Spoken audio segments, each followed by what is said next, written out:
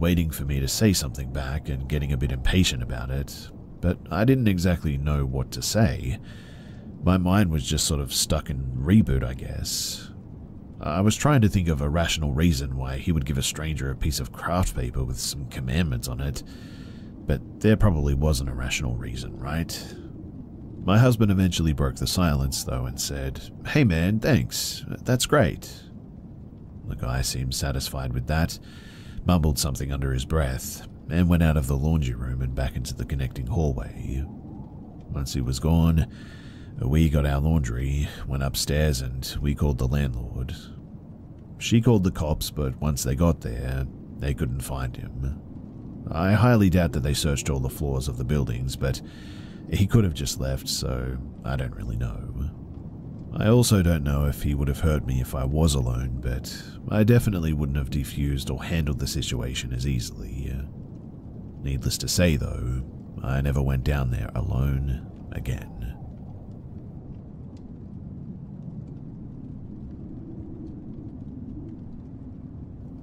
Earlier this year, my husband went through a terrifying, life-threatening thing, and not to go into any details, but at the point of this story, he was still in bed, bedbound in fact, and we were staying at my parents' house. Now, some relevant background first. My parents' house is big, 2 floors plus, and a rooftop apartment, and a basement. It's pretty old though, and needs something fixed every other month or so. My dad is very old school, and he deals with people he likes, even if they overcharge him. He's been using the same plumber for years, for instance, same electrician, same gardener, etc. This happened back in my home country, Jordan. The country is mostly Muslim, but my family is Christian. So, we wake up that day and the whole kitchen is flooded. My dad had recently got a new water filter installed, and it was giving them trouble since the beginning. My dad had to leave, but he called his water filter guy, which is really specific, I know, but to come and fix whatever was going on. Water filter guy said that he'll be there in a couple of hours, but about an hour later, the doorbell rings and my bro opens the door. It's a man in a suit with a little briefcase. My brother thought that it was one of the doctors for my husband, so he immediately invited him in. The man then corrects him and says that he's not a doctor, that he's apparently there for the water filter. My mum knows the water filter guy, and this wasn't him, but she just assumed that the original guy just sent this guy ahead instead. So my mum asks what he needs. I'm in and out of this whole situation as I care for my husband, but the man goes to the roof to look at the water tanks, and he took pictures. Came back down and sat in the kitchen with my mum, telling her what he thinks the issue is. Tanks need replacing and how much they'll cost and all that. So my mum calls my dad and passes the phone to the man, who gives my dad the rundown. And then my dad says that he'll talk to his original guy about the price. The man then starts arguing with my dad on the phone to the point that my dad basically yells at him and hangs up. At this point, my mum kind of apologetically asks him to leave and that my dad will just talk to his boss because that's what he prefers. The man says, "What boss?" She tells him his name, and the man says that he's never heard of that guy before in his life. Now, my mum is freaking out. She asks who sent him, and he says nobody. So she asks him how much she owes him so she can quickly get him out of the house. He says that he noticed the man in the hospital bed, and his only payment is that he's going to ask God to heal him. And then he left, and that was it. My dad's actual guy showed up a little later and fixed the filter in the end, but my mum and I were shook by the whole thing. We talked about it in detail for hours. We talked to my dad and my dad's guy and the nurse that was there that day and my brother who opened the door, and none of us could figure out how this happened or who this guy was. This man just showed up to check water filters on the same day the water filters burst, but didn't want any compensation. Nobody sent him? Like, how, right? It still bugs me, and I mean, my mum thinks that he's a freak or a demon, or I just don't know. I was going through a lot at that time, so I don't recall everything in absolute detail, but I'm wondering if anyone else has ever experienced anything like this, and if so, do you have any suggestions, help, or any ideas as to what we should do about it? Oh, and my husband is doing much better, thankfully. He's about 90% recovered and still healing a bit, but otherwise, we're all doing okay, I guess.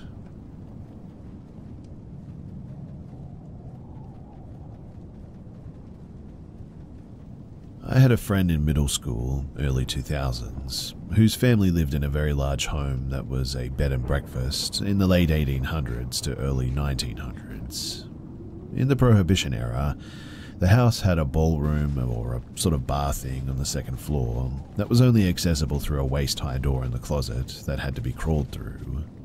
Unfortunately, there was a fire in the ballroom, and due to the small door, many didn't make it out alive. The door inside the closet that led to the ballroom still exists, and I've seen it, but behind the door is now just drywall and the exterior of the home. I encountered things in this house often. My friend would mention that the spirits were most active while I was there too. We would hear or feel things often, footsteps descending the stairs when nobody was home, a sudden cool of rush air when no windows were open, etc. There was even one room in the house that her dog just refused to go inside of, which was a bit weird. But the most intense experience that I had in this house is a distinct memory that sticks with me still, 15 years later. So my friend and I were in her bedroom, getting ready for our track meet. This was broad daylight, around 3 p.m. We were doing our hair looking into a mirror, and the bedroom door was behind me and to my right, when I saw something out of the corner of my eye, and when I turned, I swear to you that I saw a woman with her hair slicked back into a low bun, wearing a pink sort of puffy sleeved gown. She was peering around the corner at us from the door, and looked surprised when I saw her, eyes wide but curious. She was pale and sort of opaque, and at the sight of her I screamed and jumped onto my friend, and when I looked back, the woman was gone. When I finally calmed down and explained to my friend what I had seen, she went pale and explained that a few nights prior, while she was washing her face in the bathroom, she reached for her hand towel and saw a pink blur rush along the open doorway when she opened her eyes. She wasn't totally sure that the event was related, but the fact that I had seen something and she had us both a bit creeped out. This experience is the one that solidified my belief in the afterlife, actually, ghosts and the paranormal. It's something that I just cannot forget.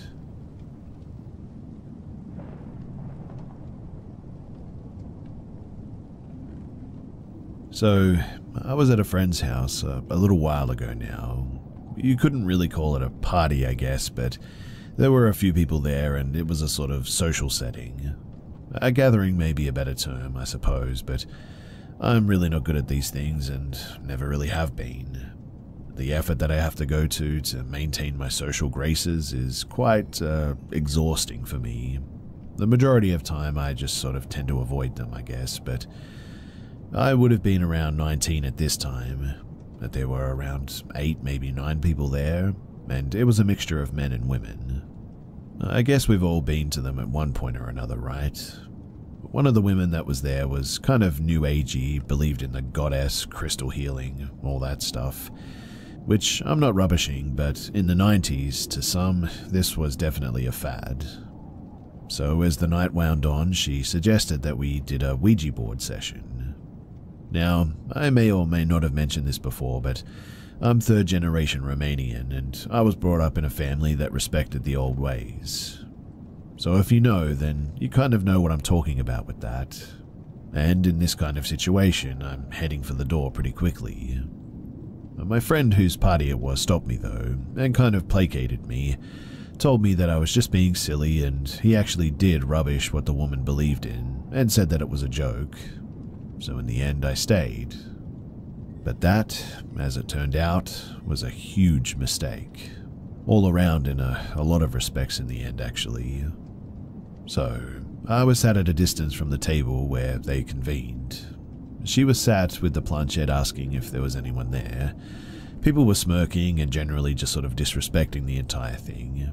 She kept asking for signs or if anyone was there, and that's when I started feeling uncomfortable. You ever get that gut feeling that you're just being watched or followed? It was sort of like that, like an itch behind your ear. Your scalp tingles and you get a feeling like you need to be moving. It's an instinct bred and hardwired into you over thousands of years and generations. And then the planchette starts moving, and she's smiling and all happy that it works, and she obviously doesn't look like a clown. So then they start asking simple questions. Will I be rich? Will I be famous? Answers are all no, nothing unexpected. Until a guy asks if he'll be married, then it spells out never. So he asks why, and it spells out die young. All of a sudden, things take a turn as well, and at that, I tell her to put it down and send it back. She obviously didn't understand what I was telling her to do, and the thing is spelling car accident. He laughs it all off and goes and stands in the kitchen, and in the meantime, one of the women asks if she'll have kids. It spells out never. Now my instinct is telling me to leave, and I'm listening to it. I go and grab my coat, and as I'm leaving, the woman doing the board calls out, "Your granddad has a message for you." I stopped, walked back in, and calmly said to her, "You have no idea what you're doing. You're a child with a box of matches, and whatever is talking to you is not my granddad." I smashed the board off the table and stormed out at that. And in the years that passed, that guy was actually killed in a car accident with 3 other people. He was 23. The woman never did have children, and some of the other things, mainly the malicious stuff, did come to pass. I don't know what it was that stupid woman called in that flat that night, but what I will say is this: do not play with things that call out to the dead, and if you do, make sure that what you call was human ones, because you never can be too careful. That message from my granddad, I never did hear it, and the woman that did the board, I never did see her again.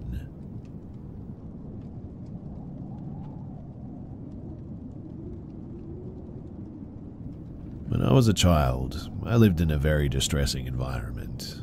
My father, although not violent, was extremely manipulative and verbally abusive to me and my mother.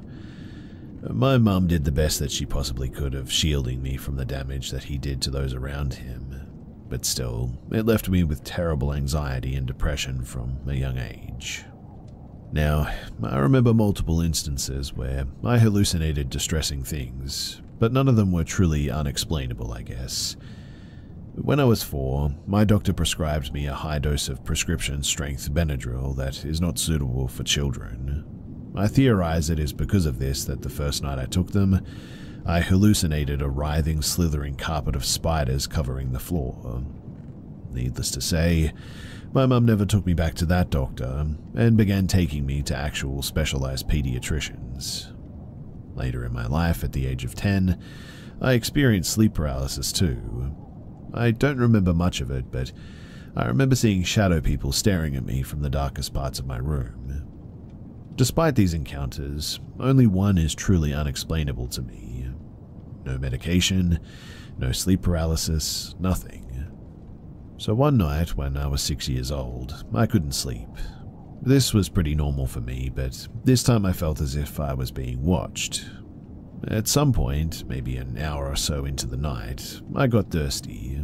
I still felt as if I was being watched, but at the time I did not think these fears were rational, as my anxiety often mimicked this feeling. I walked into the hallway and immediately felt an immense drop in temperature. This wasn't completely unusual though, as my room was far better insulated than the rest of the house.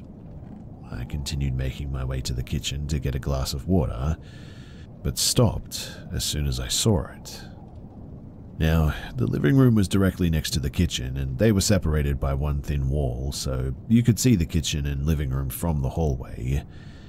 And in the middle of the room, standing in the center of the room, was a massive humanoid shadow creature. It was extremely skinny and roughly 9 feet tall. It had to bend over to fit under the ceiling. It had a face that was constantly smiling. In fact, the face was the only part of it that wasn't completely pitch black. It stared at me too, smiling as I stood there completely unable to fathom what I was looking at. And then it waved. That's when my survival instincts finally kicked in. I spun around and ran as fast as I could back to my bedroom. I couldn't hear it move, but I could feel it getting closer to me. I slammed my door shut as I got to my bedroom and immediately slid under my bed. I watched the crack under the door from under my bed, unmoving. I watched as its feet stood at the door before it slid under the door. It was as if it lost all shape and became a sort of two-dimensional puddle of just pure darkness. This formless puddle approached my bed before the creature went back to what it was before and stood in front of my bed. It then reached its hand under the bed and wrapped its fingers under the foot of the bed, and I could only watch in horror as its eyes and smiling mouth poked out under the bed. I screamed as loud as I possibly could, and as I did this, a few seconds later, my mum came bolting into the room. As she opened the door, the creature literally just vanished right before my eyes. I cannot explain what I saw that day, nor can I ask anybody to believe it, but I wanted to put it out there somewhere, and I figured that this would be a good place to tell it. Also, something that I do remember is that after I got out from underneath the bed had clearly moved from its original spot.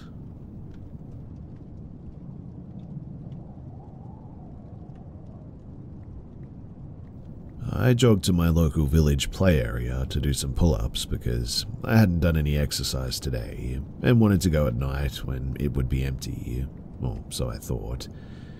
It's nighttime and freezing and dark, so the village is totally dead and quiet. The park is one of the few places that has a streetlight nearby, which is why I go there. When I got there, I could see outside the park 2 figures, illuminated, sort of standing by the bench, completely motionless. I thought that they were maybe dog walkers or something. I couldn't see a dog though. I did my pull-ups quickly, and when I looked at them again, they were both still there and still completely motionless. No reaction to me or anything, it seemed. In fact, they were so still it was weird. When I looked closer at them, I could tell one was a man in grey and the other a woman in pink. I could see the details of their clothes, but the weird part was their faces. They had no features. Totally smooth skin like Slender Man or something.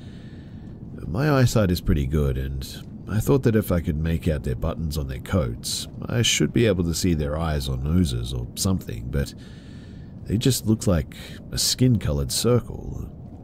Again, too, they were just standing there like statues while I looked at them. I felt like they could see me too, so I didn't do another set of pull-ups, and I began to run quickly away back home. I looked back a couple of times, and when I did, I could see that they had moved, and they seemed to be heading in my direction. But the weird thing was that whenever I looked back, they were still as a statue again. I went the long way home after that, trying to avoid them by going through back roads to lose them and whatnot. I eventually got home, and that was that. I don't know what to think about all of this, though. Was it just mind tricks? Ghosts? Demons? I've come at night before, and it's always been empty, but it just felt off today, and then I saw whatever that was. What do you think?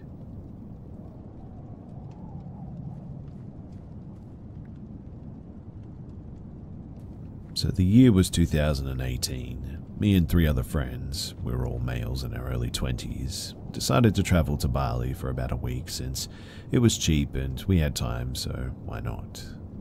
Our itinerary includes sightseeing, trying local foods, mountain climbing, visiting bars at the beach, basically a typical vacation in Indonesia. It was honestly quite a surreal experience too. The country is absolutely beautiful, and the food was amazing. But the only issue that I had about the trip were the locals. Drugs were really prominent there, especially shrooms. The streets were filled with users dying to sell us their drugs. I'm not exaggerating when I say this too, but one dude even grabbed my arm because I ignored his 2-for-1 deal for a one-way trip to meet Jesus, apparently. I shrugged him off while my friends laughed it off, suggesting that I may be passing up a chance to meet our Lord and Savior. He looked rabid and frantic, like he was about to pounce onto me like a dog diagnosed with rabies or something. I didn't feel too afraid, as we were confident that we could handle them since half of them were not even sober, but that is only the tip of the iceberg, let me tell you. The horror starts when we went back to our Airbnb for the night. You see, we had an early day the next morning and were pretty exhausted. The place was extremely cheap and didn't even have a proper locking mechanism for the door. It had 2 wooden doors which sort of swung inwards, and the only way to lock them was to wedge a wooden block through the holes mounted on the door. It was quite a primitive lock, but it got the job done, I suppose. Everything was going well too until the last night of our trip, when we realized that the wooden block was now missing. We looked everywhere for it too, but to no avail. I just figured that one of us must have misplaced it somewhere. We settled for using a selfie stick. I know it sounds like a horrible idea. Instead, since we didn't have anything that fit the hole to wedge the door close. We turned in for the night, seemingly not expecting anything since we had already stayed there for 6 days with no issues. But I woke up to a strange clicking sound in the dead of the night. I got out of bed and I thought maybe it was one of the guys, so I sort of nonchalantly approached the noise. My friends were all sleeping, so I decided to investigate the cause of the noise.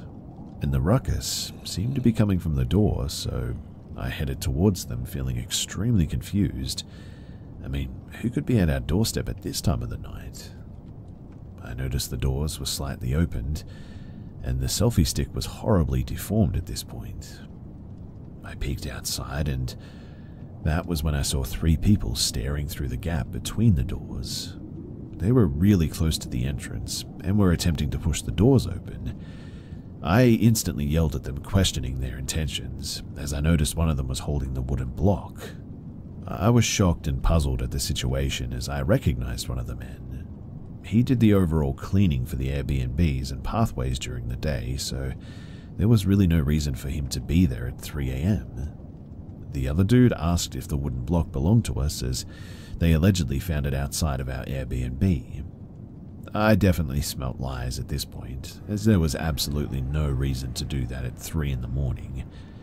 I called for my guys, and the 3 men immediately ran for it at this point. I clued in the guys on the circumstances, and we stayed up until morning, just in case they tried anything funny. We decided to report this to the reception, though, about their employee, but the description that I gave them, they apparently were not synonymous with theirs. They told me that the housekeepers that they hired consisted only of females in their late 30s and 40s. This instantly sent shivers down our spines, as we came to realize that we had let a complete imposter in and out of our rooms while we were out. Luckily, nothing important was lost, and we got out of the situation safely, but that does beg the question, why didn't they steal anything?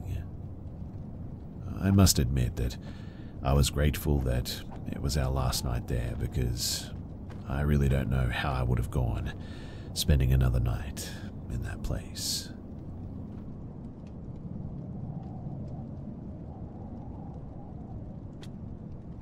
I was 16 when this first happened, and it occurred around January, just after Christmas. My family went on vacation, and they left me in the house with my dad, and my mum and sisters were on vacation with my aunts. We didn't hire a house sitter to watch over the house because of previous house sitter robberies, so me and my dad and I were the only ones left home. It was Thursday, maybe around 9 o'clock. I liked staying up at night, plus my dad wasn't home, his work shift was extended. But it was at around that time that something weird happened. I think it was around 9:30, and I recall that my dog was scratching the door, so I fixed his collar and walked him out to do his business while watching him.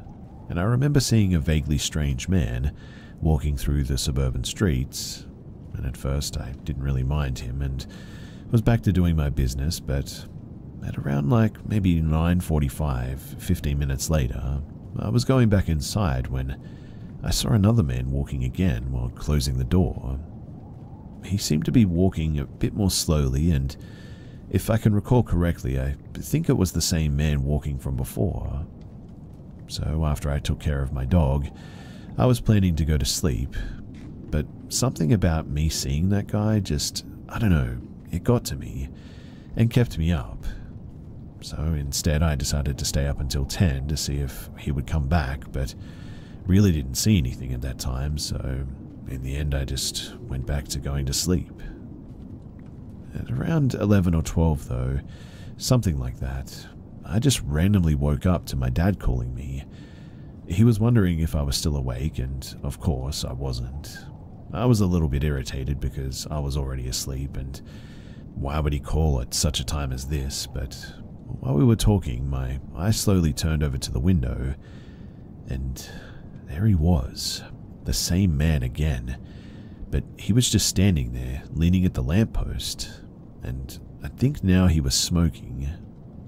When I rubbed my eyes, I saw that it was the same man from before, so I was a little bit surprised, but I didn't tell my dad about the man on the phone. After the convo, though, with my dad on the phone, I went downstairs to peek if the front door was locked. It was, but I just felt a little bit uneasy at the time. I went back upstairs and peeked through my window. The man was still there staring, looking at the house, and I could feel that he knew that I was staring at him. I didn't go back to sleep too because of that. I had a bad feeling, so I grabbed the baseball bat that my little brother was using for baseball practice and kept it beside me. I was stressing out like anything at that time and was shaking softly, but I wanted to call 911, but I was afraid that I'd only waste my time by reporting something that I don't really have clear evidence on. And right at that moment, I can still remember that day too, when he started to brisk walk up to my house, and I immediately just jumped up and went into fight or flight mode.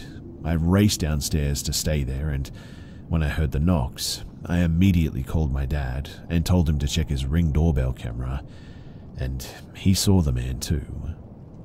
He was a little confused at first and thought that me and my friends were pulling a prank on him, but when he started knocking, I just hung up on him and started going back downstairs carefully when I arrived at the front door. I stood there, holding the bat really tight, and asked who was there. He then spoke, and he said that he was a solicitor for, I don't know, some solicitor from someplace. But I mean, who knocks at 12 in the morning? So I asked him to get away from our property kindly, but he just wouldn't leave. After a few minutes, my dad sent me a screenshot of the man at our front door, and in full caps said, "Who is that?" I just ignored the message. I was guarding the front door. He started knocking on the door more vigorously and aggressively, and I clutched the bat ready to swing. I heard another notification on my phone. I checked later, and it was my dad saying that he was coming home to check on me. But the man, at that moment, started kicking on the door, and it was aggressive. I tried telling him to leave angrily, but he ignored it and kept on continuing. After a few seconds, he stopped, and I checked my upstairs bedroom window and see that he was sprinting away from the house and saw headlights entering the driveway. I was struck with relief when I saw my dad coming out of the pickup. After that, he called 911 and told them about the incident and hung up. We posted his face on social media for awareness, but in the end, that's really all that happened. The guy never returned, thankfully, but still, the whole thing definitely had me shook up for quite some time.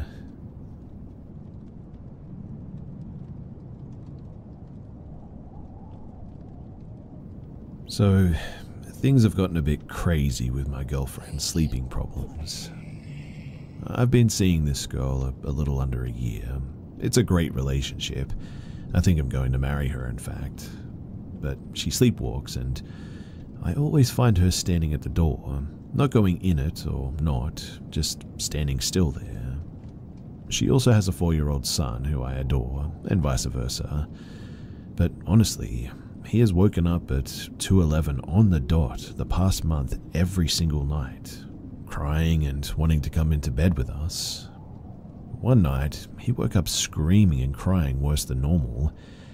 He will always stand at the threshold of our door crying for one of us to come and get him, and he will not cross the threshold under any circumstance unless we physically come and pick him up. Side note too, we leave the room open all day and he is in and out of there all day, so it's a bit strange. But anyway, the other night, he woke up at 2:11 like usual, but the only difference is when I picked him up to lay with us, he claimed that there was a man in the corner. I checked, even though I could see that there wasn't. I did it to comfort him because I could see the said corner and tell that there was nothing there. But then he insisted that we go out of the room until the man in the corner was gone. The whole time he had a look of terror on his face, and I just have no idea what to do about any of this. Also, a couple of times I've woken up to my girlfriend pointing at the corner of the room. I don't know if the two things are related, but it seems a bit fishy, that's for sure.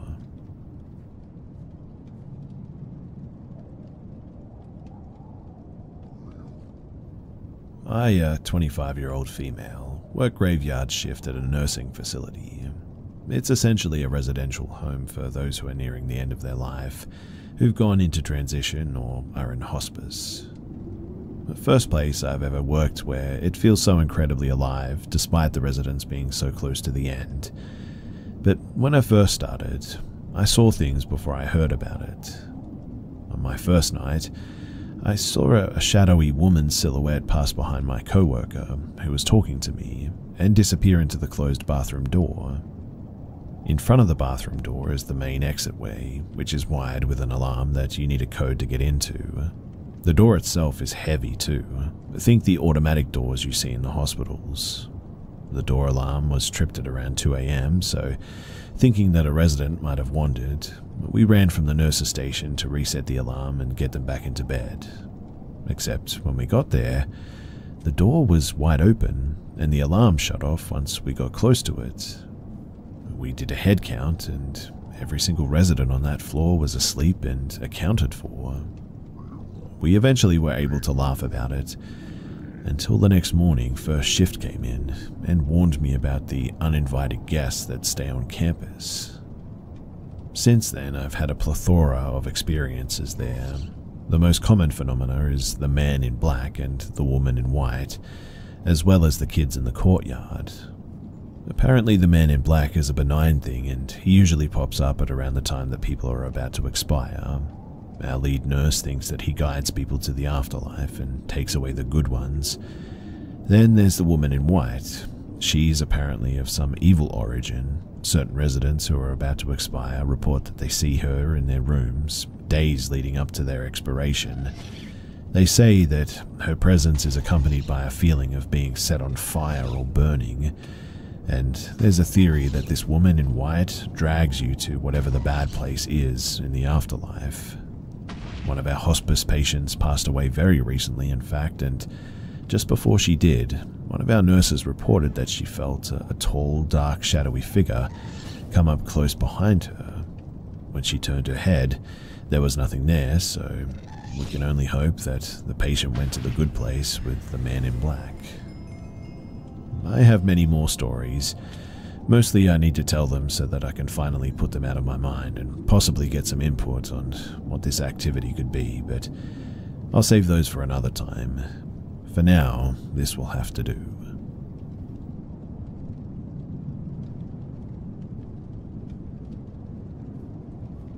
A few years ago, I was at the grocery store and I'd finished up and was walking down the center aisle toward the checkouts at the front. Up ahead, standing in the middle of the aisle with his back to the display, facing the produce, was an older man. Normal looking, normally dressed, maybe 60-ish I would guess. Looked like he was just standing there waiting for someone too. I looked at him as I walked toward him, and he slowly turned his head toward me, and I swear that he had completely solid black eyes, even the whites of the eyes where they should be. I instantly felt this immense fear and dread. I turned my cart to the right and started running down the aisle behind the greeting cards, like seriously running. I was terrified, because it just did not look natural. He didn't do anything, didn't move, just looked at me, but I eventually made it up the front checkout and left. I had never before or since experienced something like that, and I'm 45 now. Especially that feeling of dread that I got. I mean, I'm a people person. I probably look like a dork walking around the grocery smiling at people, but hey, that's just me. And if he had been normal looking, I would have smiled and said hi. I've only ever found a couple of stories online that were somewhat similar. Lots of stuff about children with black eyes, but not adults. The story that I've seen about the guy at the rest stop was most similar to what I experienced, especially the dread. And I'm just wondering, has anybody else experienced something like this? Or are there any diseases or anything that could have caused something like this? If you have any ideas, then I would love to hear them.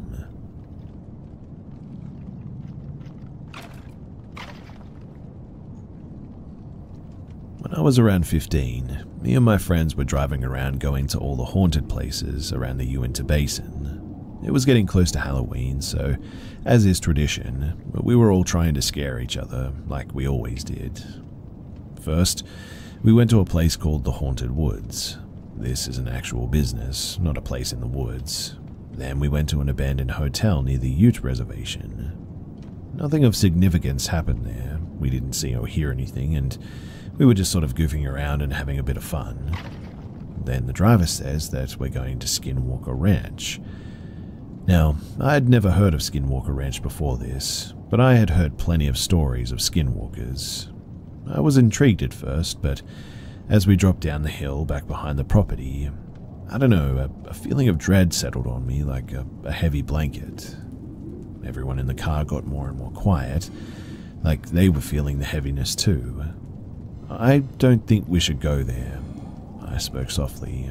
Oh, we're going, the driver announced. There's no moon tonight and no flashlights allowed, he continued. I'll just stay in the truck then. I have a really bad feeling about this and I don't want to go. I spoke again. You are not staying in my truck alone. Now get out, he said rudely. I got out of the truck and looked over at my best friend. Her face was white and her eyes were wide and round, and I knew that she felt the same way that I did. We really shouldn't be here. The driver of the truck said that this was the back end of the huge ranch. I wouldn't have believed him that this really was Skinwalker Ranch if I didn't feel that it was in every nerve ending of my body. He walked over to what looked like an ancient post and pole fence, undid the loop of wire holding up a small gate, and laid it on the ground.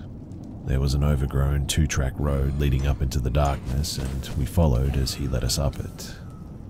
The horrible feeling of dread was almost overwhelming at this point, and I felt like I was about to be sick.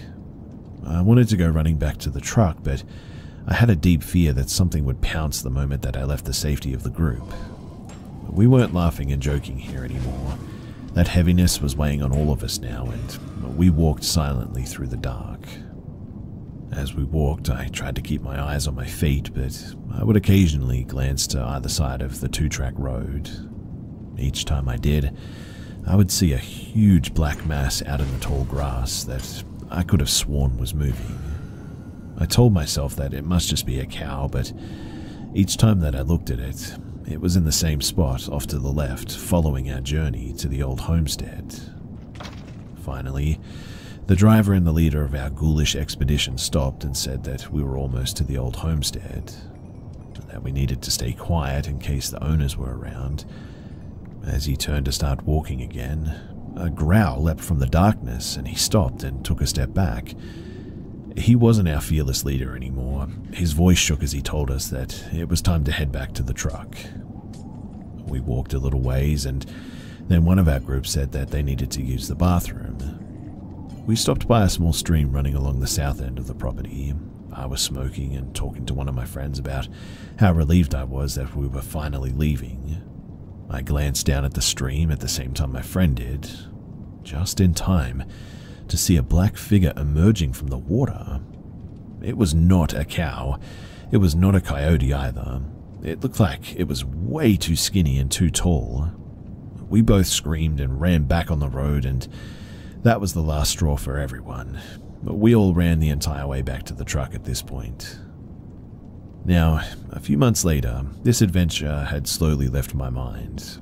I had started to convince myself that the figures in the darkness, they were just cows, and that it probably was just the dark running water playing tricks on my eyes, making me see things emerging from the water that weren't really there. My best friend had come over to my house to sit outside and mess around a bit, smoke some cigarettes and whatnot. We did this pretty frequently at this point. We lived in the middle of nowhere, so dumb things like this were about as much fun as we could have. So we're just sitting in her car, just across the road from my house. Her car is pointed towards the town park, which was just about a block away from my house. There were no other houses on the way to the park, so with the street lamps on at the park, you can basically see everything up there. "Oh, look, a deer," my friend says suddenly. I could see a set of glowing eyes now on the very far end of the park. "Oh yeah, there it is," I reply. We watch as it slowly walks towards the center of the park. In this spot is a huge metal slide or jungle gym thing. It's probably about 10 to 12 feet, I would guess. But as this deer is walking, I notice that for some reason I can't make out any features of the deer. It seems to almost always be just out of reach of the street lamps that are dotted throughout the park. The deer is right next to the slide when suddenly it stands up. The eyes that were watching are suddenly even with the platform of the slide, which would make this deer at least 10 to 12 feet tall. Then it seems to start walking on its hind legs. Me and my friend, we both start panicking. That is not a deer. We keep watching this extremely tall creature cross the park when my friend decided that we're driving up there. She locks the doors and we head towards the park. When we're almost there, the eyes had now crossed the street and went into the neighborhood across from the park. And by the time that we actually got to the location, whatever was there, it had vanished. Another few months go by. The event had definitely rattled us, and there was no convincing ourselves that it was a deer at this point. I mean, deer do not walk on their hind legs like that, and they're definitely not 10 feet tall. One night, though, I'm at the same friend's house. This friend lived smack dab in the middle of a huge farmland. All around her were pastures, and it was really peaceful most of the time. We had spent the night watching movies and hanging out. I went and started my car, and we were smoking together on her porch before I left. We were just chatting when suddenly her eyes leave my face and look behind me, and her eyes grow really wide. I turn to look and see two glowing red eyes just past the fence into our neighbor's pasture. "What the heck is that?" I managed to squeak out. "I don't know," she whispers back. The eyes remained fixed on us for about 30 seconds, then turned to the left, seemed to blink, and vanished. With that, we both ran back into the house, and I didn't dare go back home for at least another 45 minutes. If my car had already been started, I probably wouldn't have left at all, to be honest.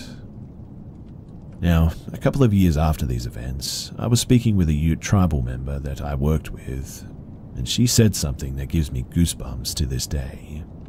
She told me that it isn't what's on the ranch that you should be afraid of, it's what follows you when you leave that you need to be worried about. I am convinced that something followed us from Skinwalker Ranch. and those terrifying events were something warning us to never go back. I never did, and believe me, I never will.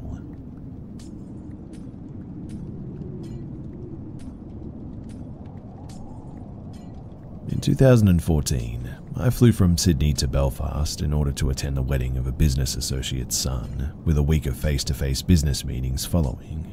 It was a bit of a nightmare to get there, with the transit through Singapore getting disrupted by Ibis getting sucked through one of the engines as we landed. Despite this though, I managed to get to the wedding just in time. The next day, however, everything caught up with me. The long nights, the major time zone change, and the numerous Bushmills whiskies that I drank at the reception had forced me to delay a meeting and take a nap in my hotel during the middle of the day. I didn't want to stay asleep for too long and risk a sleepless night, so when I woke up after what felt like about an hour, I was keen to get right out of bed and not risk falling back to sleep. Problematically though, I couldn't move. I tried and tried and tried again, putting every bit of willpower into breaking the paralysis, and then I heard a loud bang. This immediately broke the paralysis, and quickly I looked up to see one of the large floor-to-ceiling window panes in my room had shattered into tiny little pieces. Something about it felt very causal, as the explosion seemed to happen at the exact same time that I was putting in every bit of effort into breaking this paralysis or whatever it was. It was almost just like how cartoons or movies might depict someone with supernatural powers impacting things around them when they're just really angry or trying to put all their effort into some kind of magical action. Weirdly too, the night before, I was put on a table with randoms at the wedding reception, and one of the guys who worked for a window company was there, and he mentioned that on very rare occasions, double-glazed windows will explode and require replacement. Now, to hear someone talk about exploding windows just the night before, and to have one occur in my room less than 24 hours later, seems like a very bizarre coincidence, right? In any case, I called reception, and they were initially very alarmed by what I had reported to them, misunderstanding it to be some kind of IED that had gone off.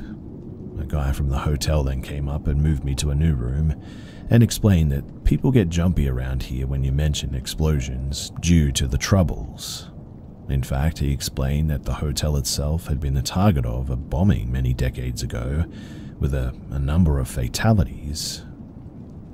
Anyway, I really don't know what to make of any of this, but it's definitely one of the strangest things to happen in my life.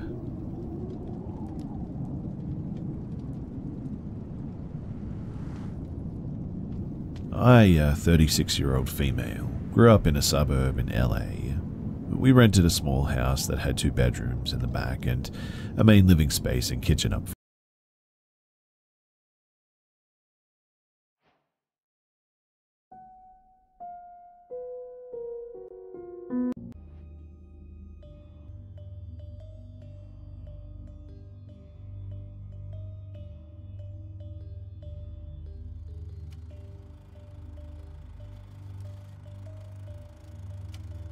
The year was 1937. The setting? Beijing, then known as Peking. 19-year-old Pamela Werner was the adopted daughter of an established British diplomat and had spent the vast majority of her life in the Chinese capital. She was fluent in Mandarin, knew her way around the city well, and had many friends who she socialized with frequently. On a cold evening in January, Pamela went ice skating with her friends. She was due to leave for London in a few days to further her education, and wanted to spend some quality time with the people she cared about the most. At around 7 PM, Pamela said goodbye to her friends. This would be the last time they'd ever see her alive. The next morning, Pamela's mutilated corpse was discovered by the last surviving section of Peking's Ming Dynasty wall, only a short walk from her home. Her ribs were broken, and many of her organs had been cut out. Her heart, kidneys, liver, and bladder were missing. Her throat had been slashed open so deeply that her head was almost severed. Her right arm was barely still connected to her torso. The frozen ground around her was stained red. The expensive watch on her wrist had stopped a few minutes after midnight. it remains unclear what happened to Pamela after she left the ice rink that night. There's no concrete evidence to tell us where she went, what she may or may not have got up to, or who she may or may not have bumped into. With all that said, two prominent theories do exist. Paul French and Graham Shepherd have both published books about the murder mystery of Miss Werner, but the authors paint two very different pictures. In fact, the only thing they both seem to agree on is that Pamela's life came to an end with a blow to the head. I'll start with French's version of events, which he presents in his book, Midnight in Peking. After researching the case extensively, French believes it's most likely that after skating with her friends, Pamela met up with another group of females to go to a party. The party was being hosted by an American dentist in the city, Wentworth Prentice. Prentice and his friends were known for not being the nicest of people, put it like that. Not the kind of guys you'd bring back home to mother. Pamela was a patient of the bad boy dentist, and so likely didn't feel intimidated by him or his mates. Their party eventually moved on to another place, a seedy club in a place known as the Badlands. You can imagine what kind of things went on in that neighborhood. French claims that it's here Pamela was separated.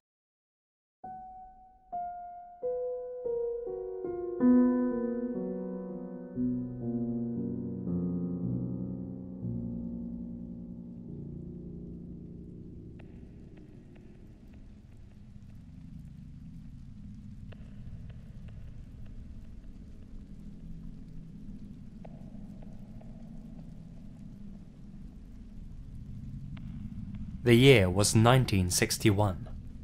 Michael Rockefeller, member of the esteemed and powerful Rockefeller family, was a keen adventurer and ethnology enthusiast. My family originally comes from Russia. Here's a tale that's been passed down to me.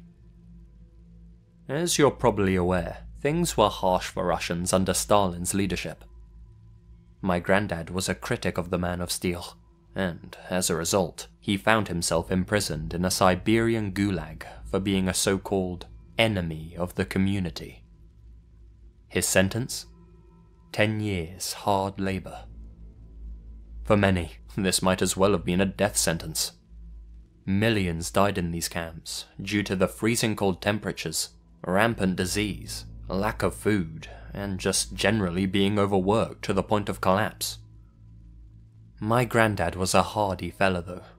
He knew that if he put his mind to it, he'd survive.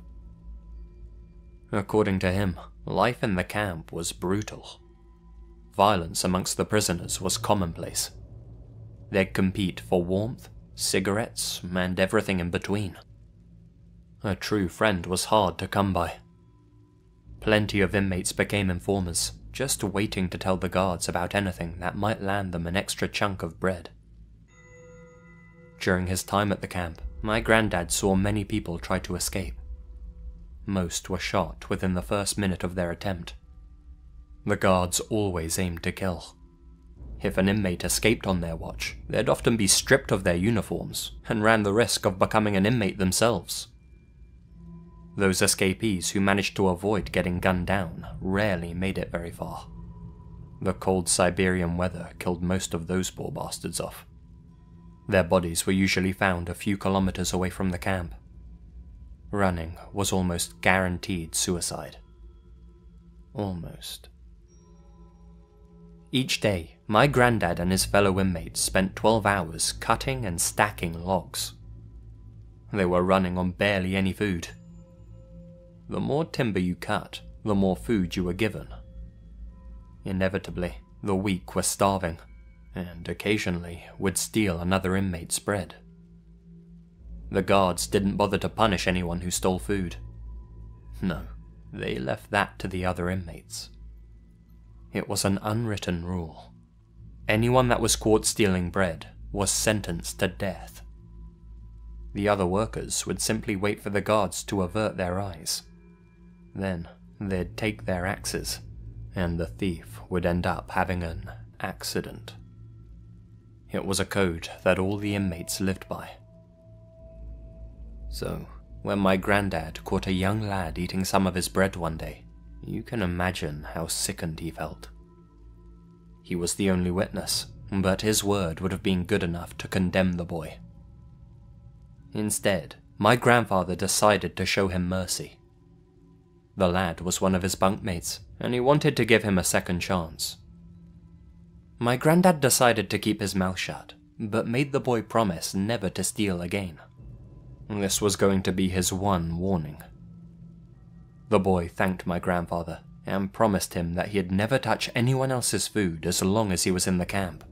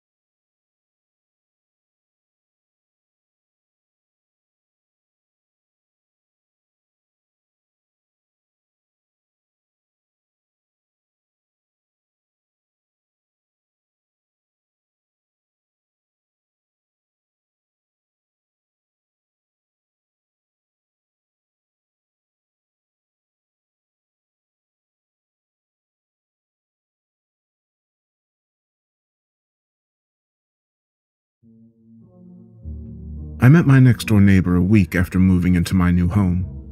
Our first encounter wasn't pleasant, but that was par for the course with Jack Werner. He wasn't exactly a pleasant guy. He came barging out his front door as I was backing into my driveway. As I stepped out of my car, he pointed and called out, "You're parked on my lawn." The tires on the passenger side were barely touching the edge of his grass. I wanted to give him a smart-ass reply and walk away, but there was something a little unnerving about the intensity of his stare. Outwardly, the old fella seemed calm enough, but he had the energy of a coiled rattlesnake. I didn't really feel like starting something with a grumpy neighbor, so I gave him an apologetic smile and said, "I guess I might have come a little too close. Sorry about that. I'm not that great at backing in." He gave me a mocking grin in return and said, "Then maybe you should practice and get better at it. You can start your training right now, Sparky. Hop in your car and do it again. Only this time, keep it the hell off my lawn."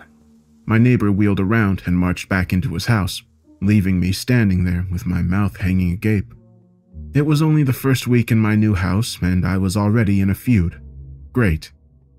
I shook my head and took another stab at backing into the driveway. This time, I made sure to leave plenty of room between my car and the razor-straight edge of his lawn. I didn't much care for how he'd spoken to me, but I had no intention of confronting him about it. This guy was definitely someone to avoid. A couple of days later, I heard a knock on my door shortly before 9 p.m. I peeked through the spy hole and felt my heart sink. It was my neighbor, looking gruff and weathered in an old t-shirt and faded jeans. I braced myself and opened the door. How can I help you?" And he gave me a sour grin. "Well, you can start by accepting my apology."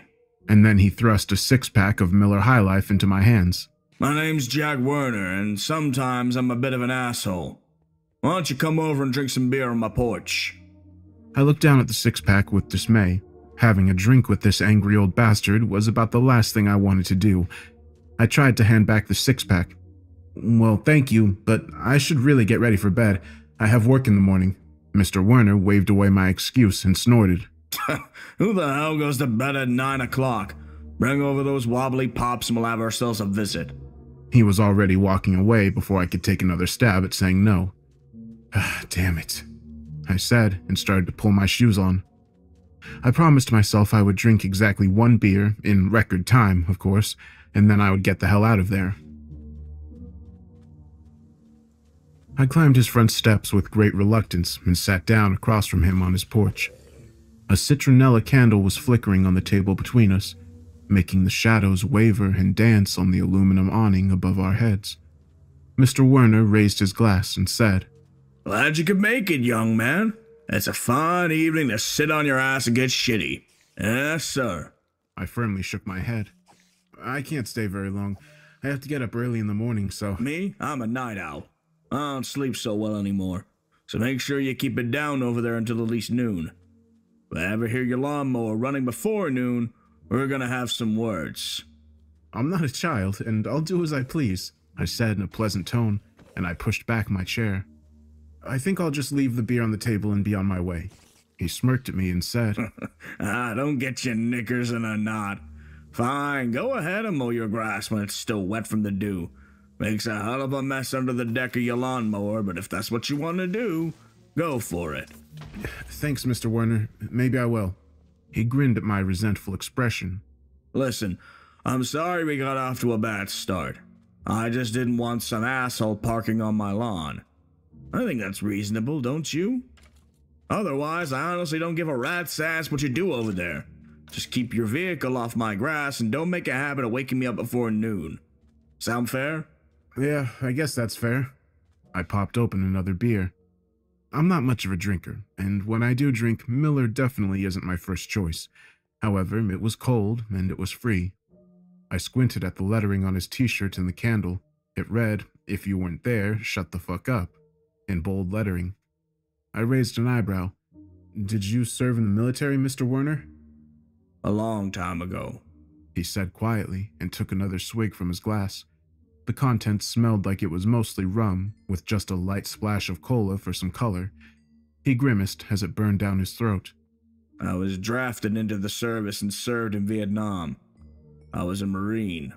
"Oh, well, thank you for your service." I raised my beer in a toast. My new acquaintance gave me a weary frown and shook his head. "Nah. Ugh, don't say that. I got my draft card in the mail like everyone else. I did my service and came home. It was my duty." I nodded respectfully. "Vietnam was a long time ago. You're looking good for your age." Mr. Werner shrugged and quietly answered, "Fuck getting old. That's some pussy shit." I snorted out a surprised laugh and had another swig from my can. "That's one way to look at it, I guess. How long have you been living here?" He thought about it for a second. Reckon I've been here about 20 years or so, I guess." He downed a third of his glass in one big swallow and let out a soft groan. "After I got divorced, I was a drifter for a while. Traveled around, did all kinds of jobs. I planted potatoes in Idaho and harvested peanuts in New Mexico. I lived in Little Rock, Jackson, Fargo. I lived all over the goddamn place. I was a tour guide of the Grand Canyon and a fire lookout in Big Sur. Just buggering about place to place. Always on the move." He drifted off and stared into his glass. I sipped away at my beer and waited for him to continue. After a long pause, he cleared his throat. "Doesn't matter how much space you put between you and the past. It'll follow you. Drowning it out works a lot better. That's all you can do." Mr. Werner guzzled down the rest of his drink and gasped at the burn in his throat. "Generally speaking, I can't stand other people. Got no use for 'em at all. But every now and then I feel like talking. Problem is, everyone I used to know is gone now, one way or another. It's just me and the bird feeder these days." I nodded in gloom. "Sure, I get that. Everyone needs some company once in a while. What do you want to talk about?" "Fucked if I know." He leaned over and picked up a bottle of Captain Morgan that was sitting at his feet. "I'm not usually much of a conversationalist, kiddo. What do you want to talk about?" I hesitated, and Jack murmured, "Go on, kid. Ask whatever you want. I'm not gonna yell at you or nothing." "I don't know much about the Vietnam War, to be honest. Just what I've seen in those old war movies. What was it like over there?" Jack gave me a sharp look and poured himself another drink. He filled most of the glass with booze, and then he topped it up with a small splash from a bottle of no-name cola. "What you talking about? Old movies? Platoon? Full Metal Jacket? Hell, those movies aren't old. What are you, a tadpole?" Gone with the Wind? Now that's an old movie. I raised my hands defensively and said, I wasn't even born yet when those movies came out. It's been longer than you think, Mr. Warner. He shook his head and smiled down at the table. I suppose you're right. Speaking of those old war movies, I actually went to see The Deer Hunter in the theater. My wife and I had gone out for a nice steak dinner that night. Classy joint, good food. We had a good time, just me and her. Anyway, when we were walking back to the car, she pointed at a movie marquee and asked, "Can we go see The Deer Hunter, Jack? I love Robert De Niro." Well, I'll tell you something. I didn't want to do that at all. Not one fucking bit. Just looking at the movie poster out front made me feel... I don't know. Made my chest feel tight. But at that point, we were still basically newlyweds, and I wanted to make her happy. We didn't hate each other yet. That came later. Anyhow, we go in and I pay for the tickets, the popcorn, the sodas, all that crap. We get settled and the movie starts.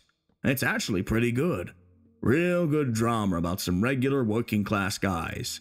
I can relate, you know? So we're sitting there watching the movie and holding hands, and suddenly the story goes back to when the guys were in the war. A village is getting bombed. They're spraying napalm and just like that, I wasn't in a theater no more. I was back there. I was back in the Nam and we were under fire. I could smell cordite and napalm in the air. I could smell the bodies cooking. I jumped up and started screaming for the comms to call in air support. I saw a VC come running out of the dark out of the corner of my eye, had a knife in his hand, but I was ready for him. I grabbed his wrist and slammed the heel of my palm into his nose. He went down like a sack of bricks, and I stomped on his head. Someone else grabbed me from behind and they caught an elbow in the teeth. I dropped to the floor and started crawling for cover. I made it to the exit somehow, and I ran for my life. And that was the last time I ever went to a movie theater. Haven't stepped foot in one since.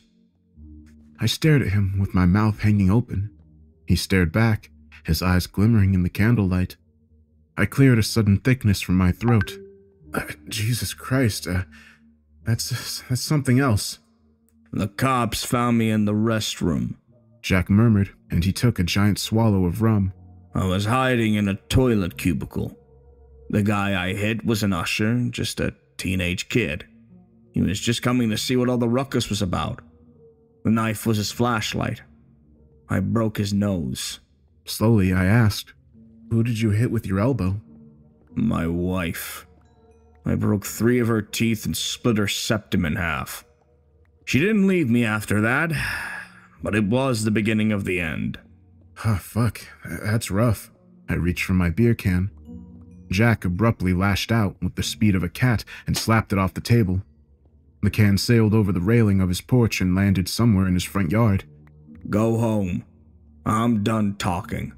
It's time to drink in peace. Go on. Get the fuck out of here. I blinked at him in surprise. I slowly pushed my chair back from the table and said, "Yeah, I think we're done here. Have a good night." Jack fixed his gaze at the wall beside him as I slowly got up from the table. As I started to walk away, he muttered, "I don't drink beer. Take it with you." "Oh, sure. Thank you." Still staring at the wall, Jack made a dismissive motion with his hand. You're welcome. Now go." I tried to watch a movie when I got back, but I couldn't get into it. I gave up around 11 and went to bed, but I couldn't sleep. I stared at the ceiling and tried to blank my mind, but I couldn't stop thinking. Around 1 in the morning, I gave up the struggle and went down to rummage through the fridge. As I munched on a bag of shredded cheese, I found myself peering out the window at Jack's house. He was still slumped at the table on his porch, drinking himself into oblivion by the wavering light of his citronella candle. I shook my head and wandered back to bed. When I finally drifted off, I dreamed I was running through a jungle. Everyone had left me behind and I was alone. In the distance, I could hear the whir of the choppers firing up. If they left me behind, there would be no way to get home again. When I left for work early in the morning, Jack was no longer on the porch. The beer can was still laying on his lawn, dented on one side and swarming with ants. When I got home that afternoon, the beer can was gone and his lawn had been mowed. Jack himself was nowhere to be seen.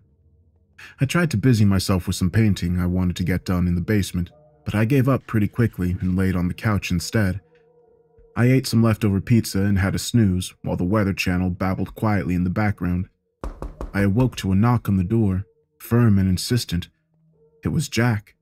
He looked distinctly unwell, and his eyes were bloodshot. Caught you sleeping, did I? A young fellow like you shouldn't be snoozing away his youth. You can sleep in your grave. I blinked in the slanting sunshine and mumbled, "What time is it?" It's time for a car ride. Go take a piss and brush your teeth. You got a decent case of shit breath going on. I was still half asleep, and I had no idea what to say. His last words to me had been, "Get the fuck out of here." And now he wanted to go for a drive? What the hell was going on? Jack crossed his arms impatiently and said, Don't break my balls, okay? I was half in the bag and I wasn't expected to answer that kind of question. I got out of line. I apologize. Now hurry up and get yourself presentable. Your hair's all fucked up. You look like a rooster. I gave him a bleary nod and scrubbed my palms over my eyes. "Okay, just give me a few minutes." Hurry it up. Jack called over his shoulder. We're gonna get ourselves some ice cream. True to his words, Jack drove us down to the boardwalk, and he bought us both a double scoop of Dutch chocolate and a waffle cone. We sat down on a bench facing the lake, and we ate our ice cream in silence. Jack took a breather from his ice cream and groaned. First thing I've eaten all day. I was hungover like a son of a bitch this morning. In a neutral tone, I said, "Yeah, I bet." And then I waited to see what was coming next. Jack looked out at the lake, his eyes hidden behind a pair of ancient-looking Ray-Bans. If I get hammered enough, I get a night of nothingness. No dreams. It's a blessing. He turned to me and asked, Do you have a girlfriend? You've been there for a week and I ain't seen any broads coming around yet. I shrugged and answered, "Not anymore. I was living with a girl, but it ended a little while ago. I moved out, and that's why I'm your new neighbor." Yeah, that happens. You have any kids? No, we hadn't even talked about that yet. Jack gave me an approving nod. People always think having a kid will fix their relationship. It doesn't work. Jack gave the remnants of his cone a sour look and tossed it onto the sidewalk. It was immediately snatched up by a seagull, who was abruptly swarmed by a small mob of other seagulls. The cone was torn into fragments during the brief struggle, and they all flew away with nothing. See that? That's us. That's how they make us live. Nothing's worth a shit no more. Agreed, I said with a nod. Things always go up and down, though. There's good times and bad times. Right now, things are getting worse. Hopefully it'll get better again soon. There's gonna be another war. You wait and see. That's the cycle. The economy starts to limp along, and suddenly we're in another fucking war. And who do we send to fight the war? Our kids, that's who. We send our kids off to fight and die in a foreign land. No questions asked. 18, 19 years old. And off they go. There was a heavy blanket of expectancy in the air between us. I could sense that he wanted to talk, but I wasn't sure if I was prepared for the darkness that was bubbling inside him. I threw the last piece of my cone to the gulls, which set off another noisy brawl amongst the lurking seagulls. Trying to sound casual, I asked, "Is that how old you were when you got your draft card?" Jack leaned back with a strangled groan and gently massaged his temples. Yeah, I was 18. I had just come home from playing basketball down at the park, and there it was, sitting on the kitchen table with the rest of the mail. I was a sheltered, middle-class kid from a small town. I didn't want to leave everything I'd ever known and go to Vietnam. If I had to, I sure as hell didn't want to be anywhere near a combat zone. My dad took me aside before I left and said, "I've heard it's safer in the army. Stay away from the Marines." But that's not how things worked out. I gave him a puzzled frown and said, "Wait a minute, then how did you end up in the Marines?" Well, now, that's a funny story. After they were done with the physicals, they lined us up in a long row and started counting. 1, 2, 3, 4, 5, 6, 7, 8, 9, Marine. I was one of the guys who got picked to be a Marine. I called home from a payphone and told my dad what happened. He went quiet for a second, and then he said, "You're going overseas, Jack. Be brave and come home safe." And then he handed the phone over to Ma because there was nothing else to say. I was going to war, and that was that. That's crazy. You didn't have a choice? Yeah, that's pretty fucked up. I agree. So off I went to Paris Island for boot camp. On the first night, I could hear some of the guys crying to themselves in the dark. Some of them looked like they didn't even shave yet. The next morning, someone got smart with a drill instructor. He turned around and knocked the poor bastard 6 feet back into a wall. Shit like that happened all the time. I remember there was a kid named Jansen or Anderson, something like that. He was slow as molasses and stubborn as a mule. He was always bringing heat on the rest of us. And believe me, you didn't want any heat. Things were hard enough already. So we all jumped on him one night, and we held him down in his bunk with a sheet. We told him to stop fucking up, and then we beat the shit out of him. Just beat his ass like a piñata. Didn't make him any faster or smarter, but it was satisfying. That was what it was like on Paris Island. Jack saw my disturbed expression and gave me a crooked smirk. You'd be surprised how fast this started to seem normal. When you're young, you adapt real quick. Anyway, after I completed the infantry training, I was sent back home for a month. Everyone treated me like a ghost, like I was already gone. My next stop was Vietnam. I arrived in Da Nang just in time for the Tet Offensive. My first week in country, and boom! The shit hit the fan. Jack heaved himself to his feet and fished his car keys out of his pocket. I'm tired of watching the shithawks fight for scraps. Let's go. On the ride back home, Jack abruptly turned to me and said, I used to be a dad. Yeah, no shit. I had a son. His name was Ben. His use of past tense prickled up my ears. "I'm sorry for your loss. Can I ask what happened?" Jack's lips twitched in a bitter, humorless smile. Ben ran away when he was 17. They found him dead a year later. He overdosed in a phone booth. I felt my heart sink. That's really awful, Jack. I can't even imagine. I'm sorry to hear that. Yeah, it was a rough one. After he was gone, my wife accused me of doing my best to push people away. I asked her, "And why you're still here?" She said, "I don't know anymore." Wasn't long before she packed her bags and left a note on the fridge. He pulled his aging Buick into his driveway and said, "Well, there you go, young fella. Say, why don't you come by again tomorrow night? I won't throw your beer into the yard this time. I promise." I hesitated, then gave him a non-committal shrug. "I'll give you a solid maybe. How's that sound? I do have to work early in the morning." Jack gave me a knowing look. It's like slowing down to gawk at a car wreck, isn't it? You're a little ashamed of yourself for wanting to see more, but that doesn't stop you from trying to get a better look. Nah, don't shake your head. Just admit it. Don't be a pussy. I tried to deny it, but the words dried up in my throat. He was right. "You're a cagey old bastard, aren't you?"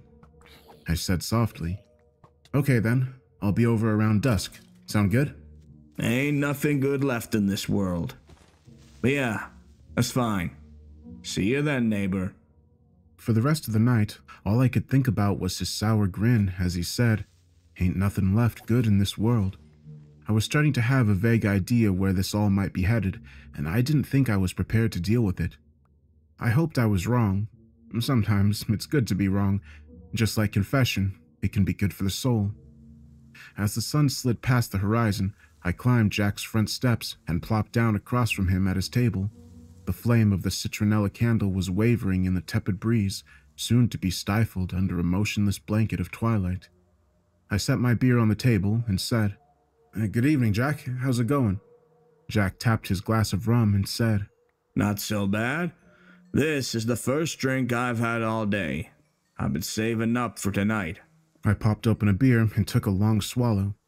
"From what you've told me, I don't blame you for having a few drinks at night." Oh, I have more than a few. Jack snorted. He took a small sip from his glass, then chased it with a larger swallow. That's better. I needed that. So, how have you been doing, kid? Getting settled in? Little by little, yes. It still feels strange to be alone. Just wait. You'll get used to it. And then you'll start to like it. When you're alone, there's no one cluttering up your life with their bullshit. I guess so, I said reluctantly. It can be nice sometimes, too. There was an awkward silence. Jack lit up a cigarette and rasped. Well, let's get this rolling. Where do you want me to start? Cautiously, I said, "You were talking about your son yesterday. Do you feel like telling me more? I mean, you don't have to, but I thought maybe you'd like to get..." Ben. His name was Ben. He raised his glass to his lips, and I saw that his hand was shaking a tiny bit. He exhaled a cloud of rum fumes and mumbled, I've never told anyone the whole story. Well, here goes. Ben was a good kid. He behaved himself and he minded his mother. I was always hard on him, though. I was afraid the world would eat him alive if he was weak, so I tried my best to make him tough. He started getting an attitude with me when he got a little older. Being defiant just made me come down on him even harder. When he was a teenager, sometimes I'd get fed up with his smug little face. You know? I'd get fed up and I'd take him out to the garage. I'd scream at him and shove him around. Maybe you'd smack him up a little. He would never fight back. I wanted him to fight back, but he wouldn't do it. He'd just hide his face and wait for it to be over. I looked at him with dismay and said, "That isn't discipline, Jack. That's abuse. Do you understand that?" Wasn't considered abuse back then. Parents always smacked their kids. It kept them in line. Some people used their belts, a wooden spoon, and maybe even a fly swatter. It didn't hurt them permanently. It just taught them a lesson. I shook my head and demanded, "What lesson?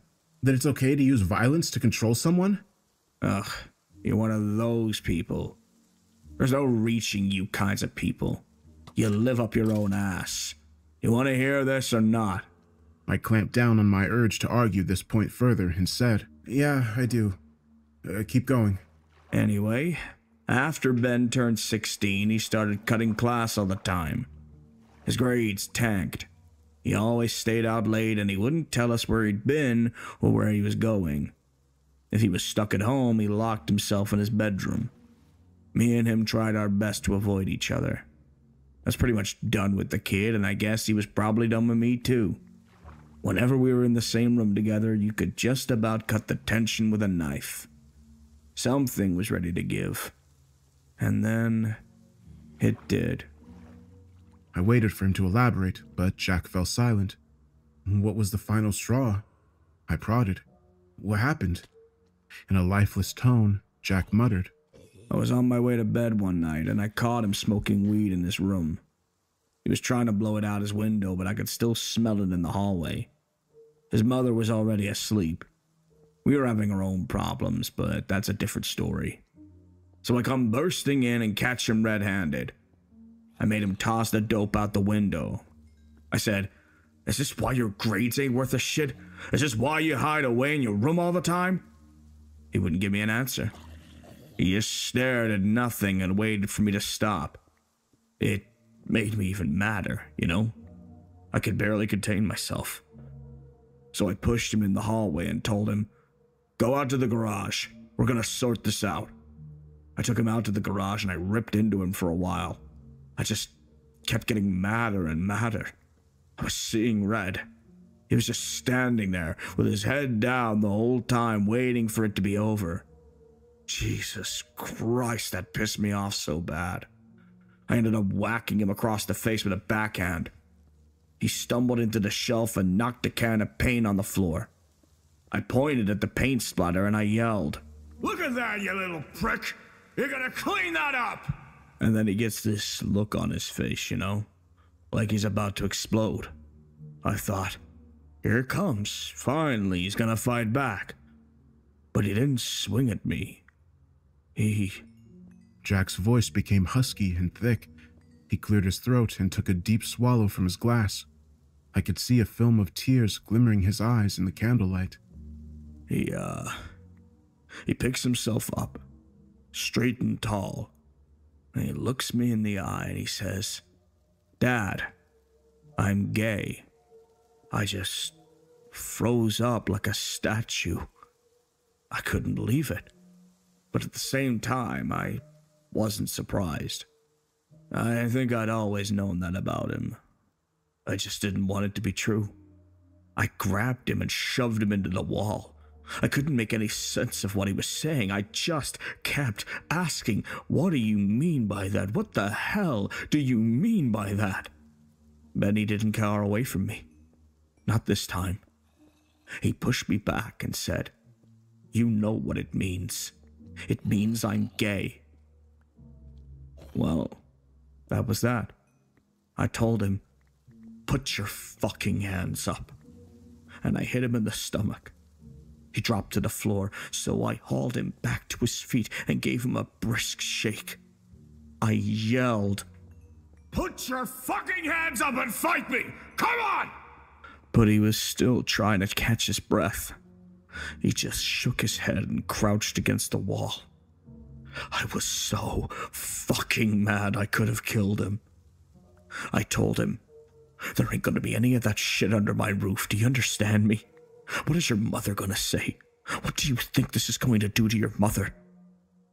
He said, "It's not going to do anything to Mom because it's not her life. It's mine." So that was that. I was done. I didn't want to hear any more of it. I told him, "You need to pack your shit and get the fuck out of my house." He said, "I'll leave tonight. You won't ever see me again." And he did. When my alarm went off in the morning, he was gone. I realized I was leaning forward in my chair, my hands gripped together in a knot of tension. I sat up straight and gulped down some more beer. We had barely even started, and it was already getting rough. Even so, I wanted to hear the rest of Jack's story, his confession, as it were, and I wanted every awful detail, because he was right. We all have a morbid fascination with the dark side of humanity. Infamy turns bad people into pseudo-celebrities, reviled and revered at the same time. People love to clutch their pearls when they look at the underbelly of society, but they still look, don't they? Jack angrily wiped his sleeve across his eyes. Ben was wrong. I saw him one last time before he died. It was about 8 months after he left. I was driving down Fifth Avenue on my way home, and I saw Ben sitting on the curb. He was all by himself. I only saw him for a couple seconds, but I'm pretty sure he had a black eye. He was looking awfully thin. He looked like he hadn't eaten a square meal in weeks. I shook my head in dismay. He looked that bad, and you still didn't stop to talk to him? Jack quivered. No, I didn't stop. I thought to myself, "That's your son, for Christ's sake, turn around and go back." But I didn't. I just kept driving. A few months later, he was dead. I never told his mother I saw him that day. She'll never know the truth. What's the truth? Say it out loud. Jack took a bigger swallow from his glass and licked his lips. I could have saved him, but I didn't. It didn't have nothing to do with him being gay. I didn't save him because I didn't want to admit I was wrong. My own pride was more important than my son. Well, there it is. My half beer suddenly disappeared down my throat. I belched behind my hand. then took in a deep, cleansing breath. Not my shining moment. It haunts me every day. Yeah, there's no way to spin that one and make it seem better. It was a really fucked up thing to do, but you seem to understand that. It's a start, I guess. I mean, fucking hell, man. I really don't know what to say. Let's change the subject. How about that? You want to hear about Vietnam? He muttered, and he poured himself some more rum. Of course you do. You've seen the movies, and now you want to know what it was really like. Guilty as charged. Tell me about the war. It wasn't like World War II. It was guerrilla warfare. The top brass said, we got more troops and more firepower, so we'll eventually win. But these guys didn't understand the jungle. They didn't understand the enemy. Charlie was defending his country from invaders. He had something to believe in. Us? We didn't even want to be there. Jack stopped talking and nursed his drink in silence. Go on, I prompted, and he gave me a disgruntled look. We've got all night. Give me time to figure out how to say it. I'm not much of a talker. I apologized and waited for him to continue.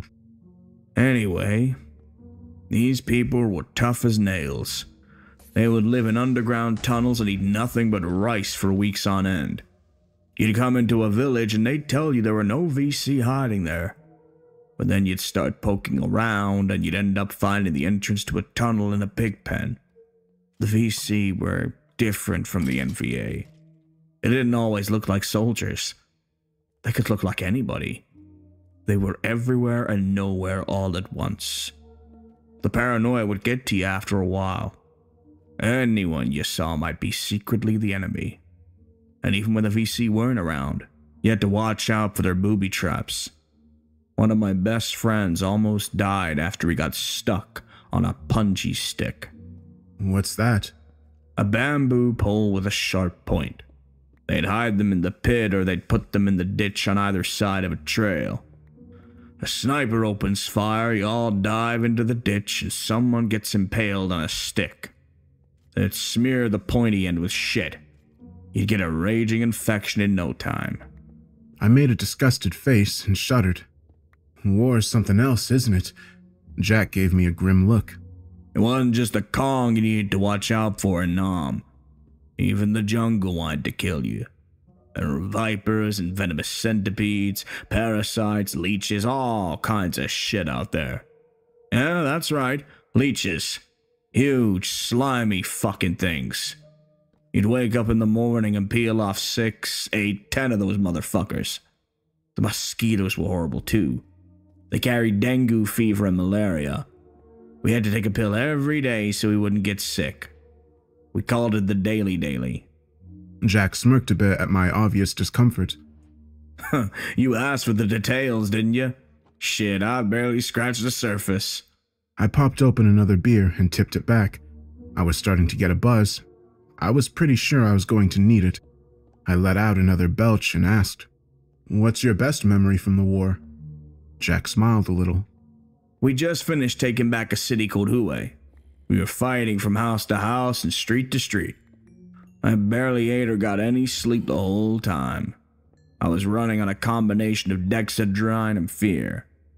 I was so fucking scared that whole time you can't even imagine. Anyway, we found all these big earthenware jars of rice wine in the cellar. After the nightmare we just went through, you better believe we wanted to get into that wine pretty bad. But we were all scared that the NVA poisoned it before they left. Finally, one of the guys just said, fuck it, and started drinking. So we all sat round in a circle and waited to see if he was gonna die. He didn't, so we all got drunk that night.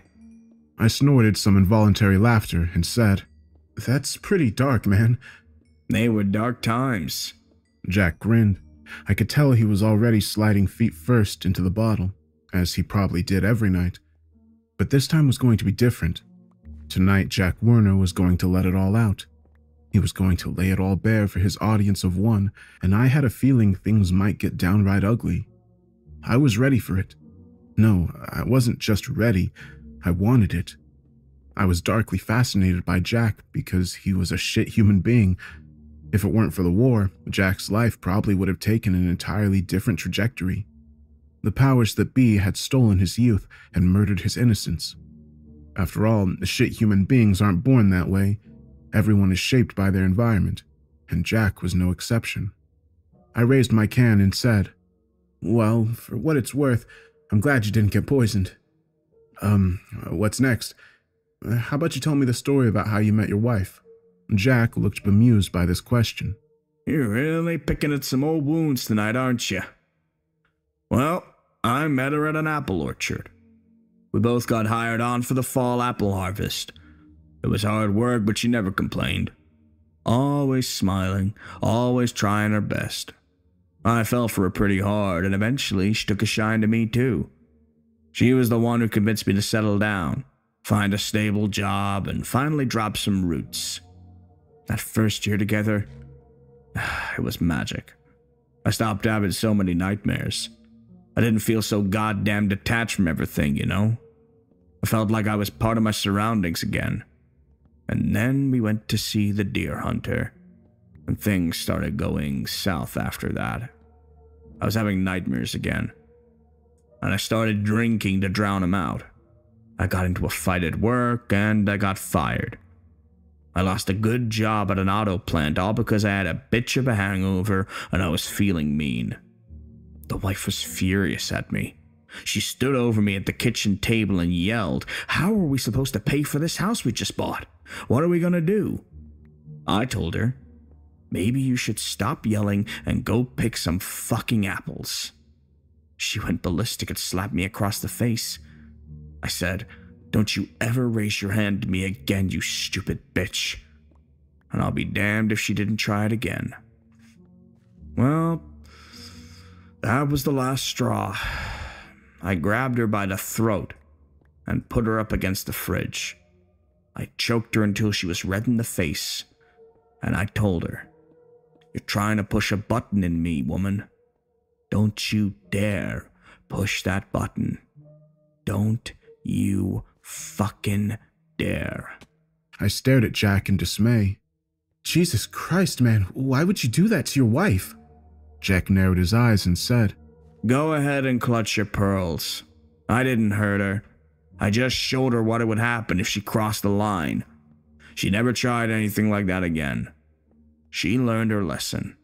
I closed my eyes. "Forget it. Just tell me about your divorce. Why did she finally leave you?" "Ben died," Jack answered in a cold, flat tone. His smile was gone. "After that, there was nothing left to hold it together. We didn't love each other anymore. We didn't even like each other. She filed for divorce a few months after the funeral. Just like that, it was done." I started to ask another question, and Jack shushed me with a raised finger.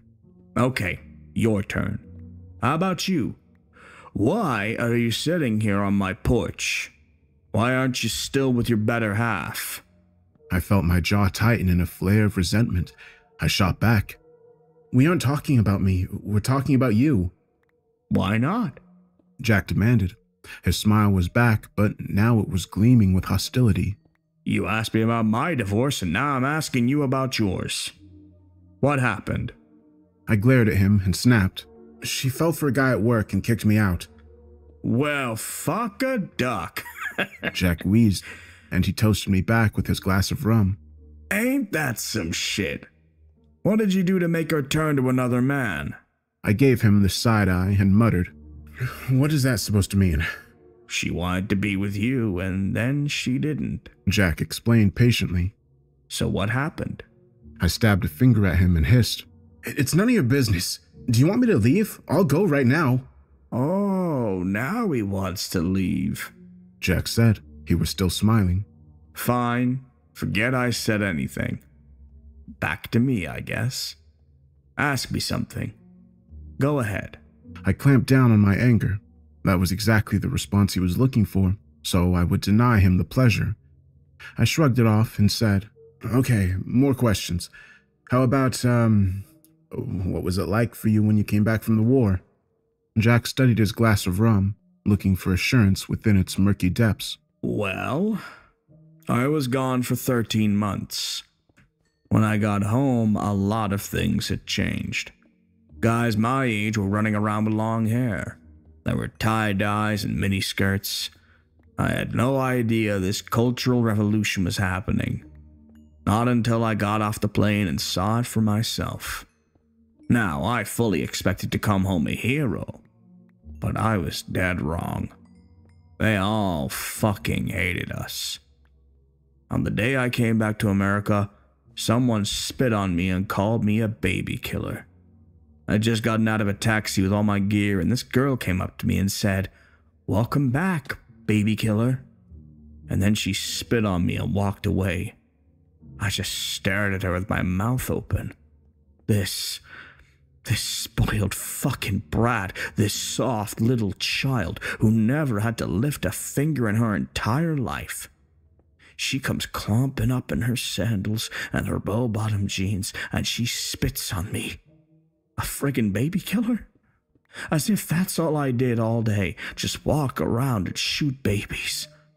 Jesus Christ, I should have punched her in the throat. That wasn't right, but people did have plenty to be mad about, I interjected.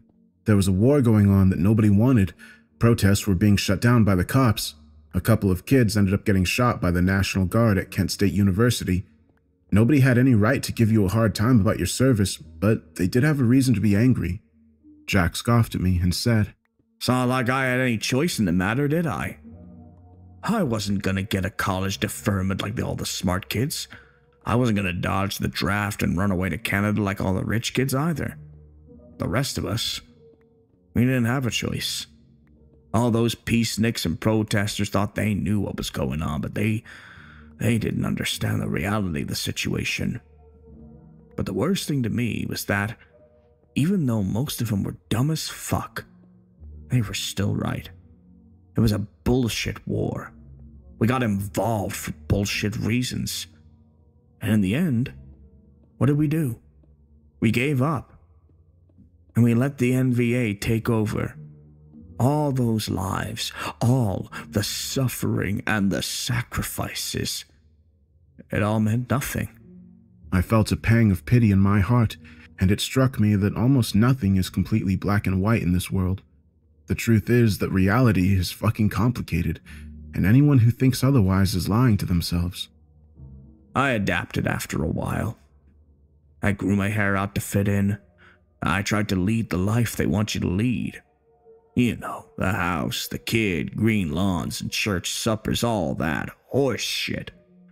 I tried, but it didn't work. The war was many years and thousands of miles behind me, but I could still hear the echoes. They never fade away. I absorbed his answer and ruminated on my next question as I drank my beer. I drained that can and popped open another.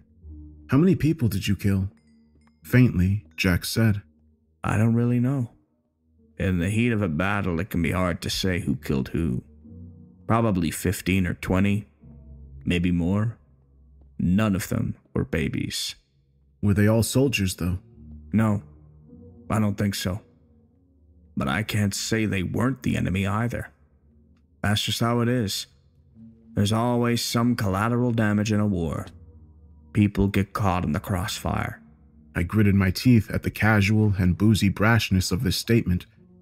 I leaned closer and snapped. How about your own family? Were they collateral damage too? Did they get caught in the crossfire? Jack froze in his chair. He gave me a dark stare from across the table, then poured himself some more booze. I guess that's a fair point, and you're probably not wrong. But you're crossing a line, little buddy. Make sure you stay away from that line. I held his gaze and asked, "Why? You don't seem to care much about crossing lines. Why do you think you're entitled to make other people miserable?" So you're Mr. Perfect over there, are you? Your woman didn't seem to think so, did she? I gave him an antagonistic smile, followed by an insultingly enthusiastic thumbs up. "Good one, Jack. I got you angry, didn't I? I can tell it's been a while since anyone's pushed back against your rancid bullshit. Let me tell you something, old man. It's not because people are afraid of you. It's because you don't know anyone who cares." Jack opened his mouth to spit out a rebuttal, but I raised my voice and cut him off. Be quiet and listen, asshole. Let me explain what I mean. When you're being shitty to a stranger behind a cash register, they honestly don't give a fuck. You know why? Because you'll be gone in a minute or two. And then they won't have to deal with you anymore. That's what I'm talking about, Jack. No one cares enough to engage you. Get it? It's different when you're being a prick to someone close to you, isn't it? They'll push back, and you don't like that very much. That's why you drove everyone away, because you can't handle the consequences of your actions. Who the fuck do you think you are? You don't know me. You don't know about my life, and you sure as hell don't know about the war. You don't know nothing at all, so don't you use that tone with me. Not me, motherfucker. Don't you dare. Why not? Because you were in a war 50 years ago? How long is that going to be your crutch, old man? Are you gonna snivel about it forever? Fucking let it go, for Christ's sake. Jack shoved his chair back and shot to his feet, spilling a wave of beer, rum, and citronella across the table in the process. Shut your mouth! That's not how this goes, dickhead! I do the talking! You shut the fuck up and listen! Talk to me like that again, and I swear to God I'll knock your dick in the dirt! I stood up too, my face burning in the darkness. I beckoned him with a curled finger and said, I'm not Ben. I'll fight back. I'll give you what you're looking for. Jack's fist lashed out like a whip and connected with my chin. I stumbled back with stars in my eyes. He shoved the table out of his way and came for me, splashing beer and rum all over the splintering floorboards underneath. I stepped forward with my fist clenched, and I promptly caught a sharp jab in the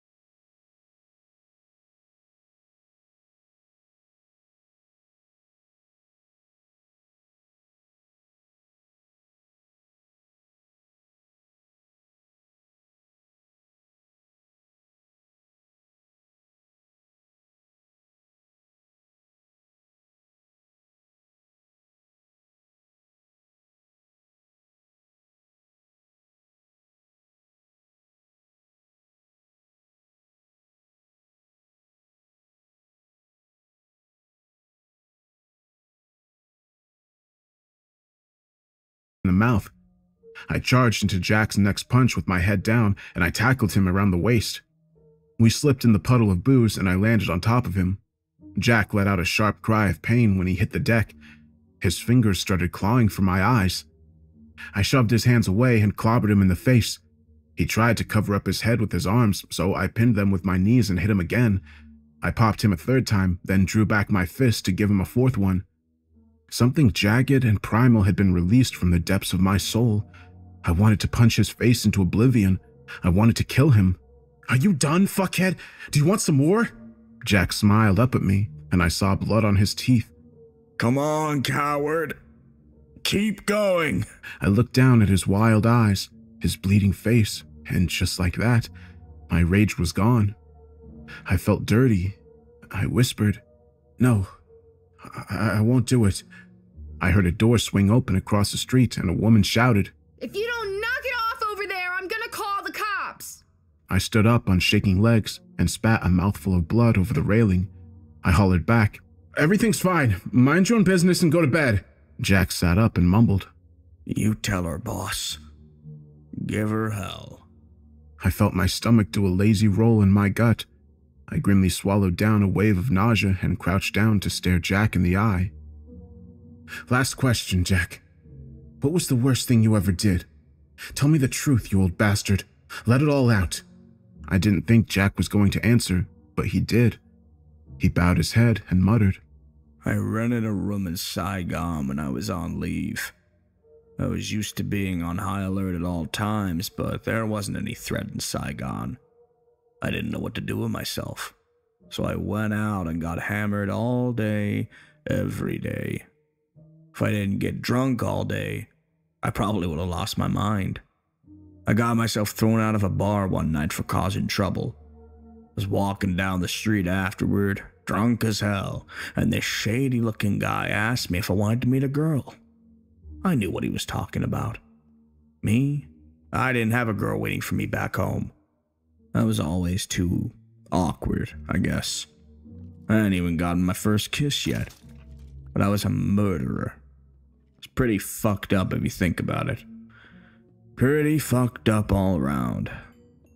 Anyway, this guy led me to a seedy motel. I saw a few grunts lined up outside a door. I paid the guys money and waited for my turn to go in. The other guys are all laughing and joking around, but I kept my mouth shut. Drunk or not, I was nervous as hell. I knew it was a bad thing to do, but good and bad didn't seem to matter over there. Nothing mattered. Not even the war. We were just counting off the days until we could go home. The line in front of me kept getting shorter and shorter, and then it was my turn. I stepped through the door, and then I almost turned around and left. The girl on the bed was alive, but she was dead inside. The lights were on, but nobody was home.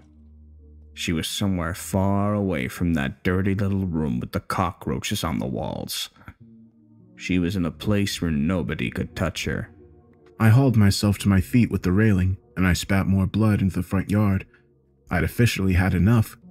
My mouth was cut up, my stomach was churning, and I didn't want to be near him anymore. You knew she was being forced to sell herself, but you went through with it anyway. Why? I don't know. I've asked myself that question time and time again, and I just don't know. When I was a kid, I never imagined I would ever kill someone. I never thought I would break someone's face with the butt of a rifle, but that's what I did. I killed people, and I burned their homes. I burned their crops. I burned their livestock. I burned their entire lives to the ground, and then I moved on. I did so many horrible things, but that was the worst. I will never forget the dead look in her eyes, just staring up at nothing and waiting for it to stop. When I was done, I came out and saw at least 10 more guys waiting in line. I remember thinking, fucking hell, it never stops. And then my stomach turned. I ran into an alley and puked against a wall. It got all over my boots and splattered my legs. After that, I stumbled back to my room and crawled into my bed, still covered in puke. I didn't wake up until 12:30 when I opened my eyes. My first thought was, we don't need hell. This is enough. I wanted to see if there was more, but Jack was finished talking. There was nothing more to say. I looked up at the stars, shining so clean and soft in their lofty perch, far away from the filth and madness of humankind. I took a deep breath and said, I'm going home. Jack held his ribs with one hand as he pulled himself to his feet with the other, clutching at the table for support. He lifted his shirt to wipe the blood off his face, and he murmured, There's nothing good in this world. Not now, not then, and not ever. It never stops, kid. There's no way out. I paused on the bottom step and said, I pity you, Jack. I don't know what else to say except fuck you and fuck off. Whatever happened here, it's done now. Don't ever talk to me again. I walked away without looking up. I marched directly into my bedroom and cleaned up my face. I had a few cuts in my mouth and a split in my upper lip, but it was nothing too serious. When I was done, I struggled out of my pants and crawled into bed. I was drunk and the room was spinning in a large, lazy circle. As I faded into sleep, I could hear Jack crooning. It never stops, kid. There's no way out. I dreamed I was running through the jungle again. I could see the choppers in a clearing far ahead. I was trying to reach them, but my gear was too heavy and I was too far away. In just a few seconds, they'd be flying over the treetops, soaring back to freedom, and I would be left behind. I had to wake up before the choppers left the ground. I had to wake up and stop him. My eyes flew open and I hopped out of bed. I knew exactly what he was going to do, and for better or worse, I had to save him. For the sake of my own soul, I had to try. It was still dark outside. Jack's car was idling in the driveway. A garden hose was taped around the exhaust pipe. It was looped around to the car's driver's side window. I could see Jack sitting behind the wheel. His eyes were open, but they were staring into the void. The doors were locked. I ripped away a strip of duct tape from the top window and smashed it with a rock. Jack let out a confused grunt as I dragged him onto the front lawn. He curled up onto his side and started to weakly cough into the grass. My head was pounding with a ferocious headache, and the exertion from dragging a fully grown man didn't help much. I knelt down beside him in the wet grass and gasped, "You can't die yet. Not like this." He pushed himself up in a sitting position with a squawk of pain. Why? Why just stop me? I rubbed my temples and sighed. Because you could still do some good before you die. It's not too late. You can make this world a slightly better place. He gave me an incredulous look and asked, How the hell am I supposed to do that? You want me to volunteer at a soup kitchen? What the fuck are you even talking about? I don't know how you'll do it, or if you'll even try. All I know for sure is that you're a human being. Where you take it from there is up to you. I helped him to his feet. He held his left side and gasped. I think I cracked a rib earlier. I guess I deserved it. I don't know if you deserved it, but I'm not sorry, I told him, and I started to walk away. I called over my shoulder. Phone the cops if you want to press charges. I'll show them my lip, and maybe they'll end up charging us both. I don't care. If not, then I wish you good luck in life, and I hope you find some peace. I left Jack standing there in his yard with his cracked rib and swollen face. I wasn't proud of myself, but I wasn't ashamed either. In real life, the hero and villain are often the same person. Most situations aren't black and white, and the echoes of the past don't need to follow us into the future. These are all difficult truths, but that doesn't make them any less true. Some form of redemption is always lurking right around the corner. We all have time to do some good before we're gone. If Jack can do it, so can you. He got sober and started a support group for veterans. I can hear them in his backyard when the weather is fair, speaking in hushed tones about their experiences both on and off the battlefield. Sometimes there is laughter, other times there is anger and tears. They're a circle of shattered souls, but with the support of their peers, They're piecing themselves back together the best they can. Personally, I think it's sort of beautiful. To this day, Jack and I are still not on speaking terms. I don't think he would ever be able to look me in the eye again. I'm glad he's doing well, but I have no need to communicate with him.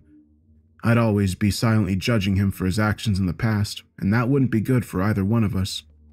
After a lot of reflection, I was finally able to face my own demons. It took time to learn that I can share my life with someone else and still belong to myself. I recently started seeing someone new. Neither of us wants to rush into anything heavy. It's nice to just enjoy someone's company and not feel any pressure. If anything, I think it's actually making us closer. No expectations mean no disappointments, and we both like that just fine. I have nothing else to say except to remind you that the past is behind you and the future is out of your reach. The present is where we exist, and the perfect time to turn it all around is right now.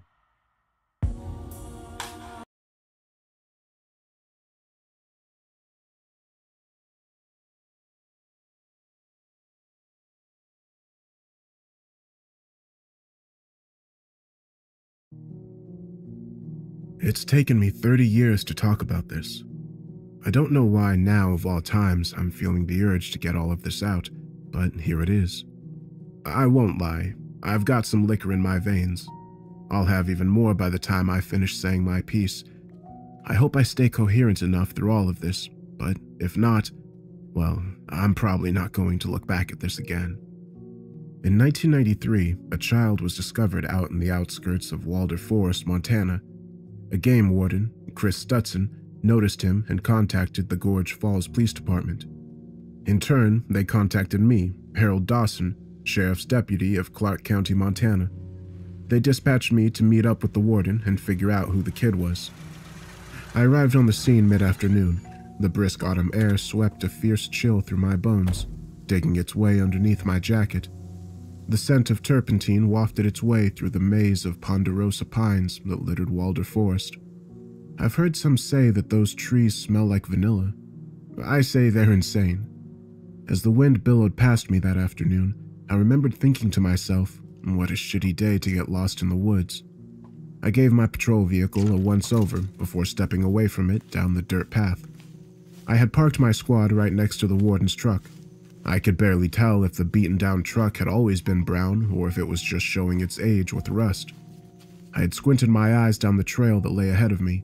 Off to the side of the path was an older man in a green and tan buttoned-up duty shirt. He was crouched down right next to a child no older than 10. The oversized warden's jacket draped over the boy like a blanket. "Hey!" I called out to the pair as I walked up to them. "Everything all right?" The warden gingerly pointed down at the ground near the child's feet, telling the child to stay put. With a quick turn, he hustled over to me, a wooden box tucked under one of his arms. "I need to talk to you," the warden grumbled in a hushed tone, clearly trying to keep the child from overhearing. "Listen, that kid can't talk much, and I don't know where he came from, but he walked out of the tree line carrying this." The warden lifted up the old wooden lockbox. A rotten smell hit my nostrils the instant it was raised. "What the hell is in it?" I said, instinctively covering my nose up with my hands. I was trying to use my thick black leather gloves to filter out the rancid smell. "Oh no, it's locked up and the kid doesn't have a key." Stutson took a deep breath and lowered his tone once again, almost ashamed to finish his thought. "Look, it's not just this box. The kid's not wearing anything but that jacket I gave him. There's some scars in his body. Scratch that, a lot of scars in his body. They look medical. I think we should get him checked into Crest Hill Pediatric." I turned my head past the warden's shoulder over to the boy. He stood right in place, stoically facing us. The child's pale skin looked like it hadn't been touched by the sun in years, if ever. Though I could hardly see much of his skin. His black, long hair was draped over his slender face like a curtain. "Yeah," I let out an exhausted sigh. "I'll take him over to the clinic to get him checked out.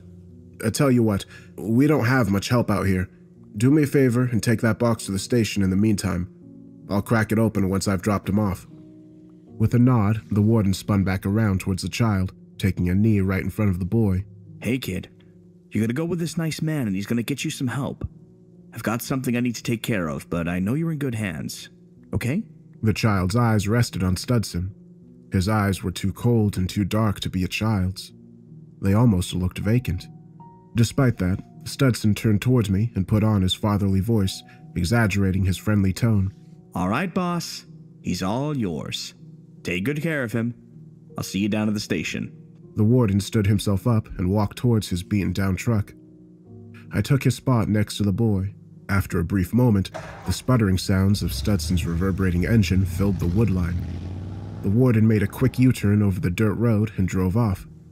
"Hey, bud, what's your name?" I asked, trying to marshal up my own fatherly tone. The boy's damaged eyes looked into mine. His gaze deadpanned and hardened. Won't hurt. The child sputtered out with no sense of rhythm or rhyme. His vocabulary was clearly underused. I felt my heart sink. I raised one of my hands and placed it on the boy's shoulders, but his body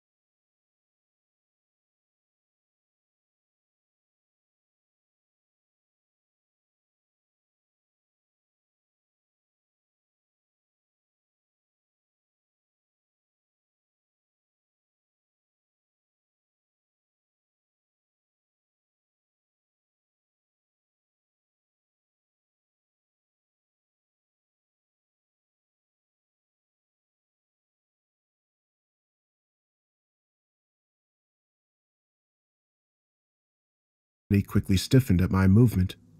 I put my hand back down to my knee. "Did someone hurt you?" I asked in the calmest voice I could muster.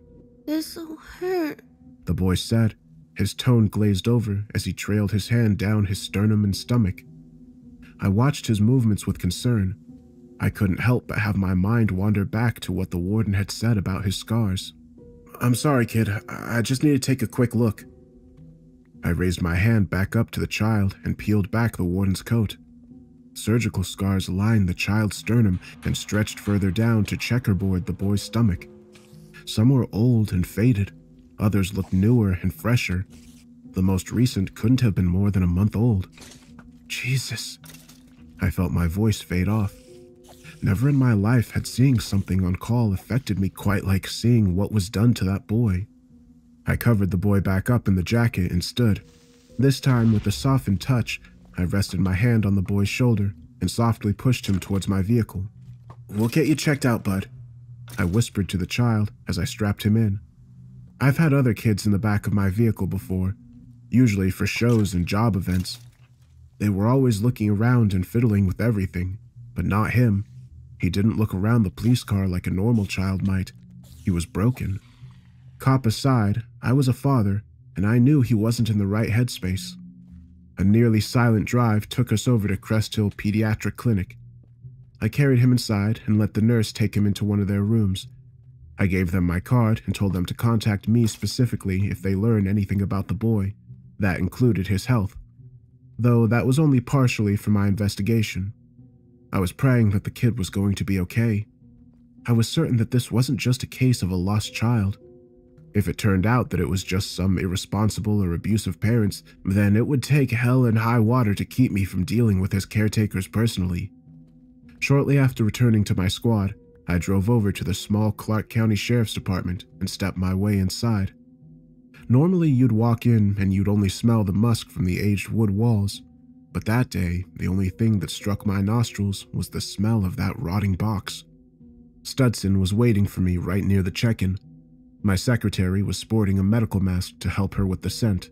"Well, that smell certainly didn't get any better," I grumbled as I put my jacket on the rack, tossing Studson's jacket back towards him. He caught it in the air before looking it over. "No, it certainly doesn't. Don't think the heating in here is helping any." I walked back towards my office, Studson following in tow. I sat down at my desk and the warden placed the box in front of me. "Got any tools?" he asked. I responded in a shrug. "I'm sure I've got something in here." I fiddled around and opened up a couple of doddering wooden drawers.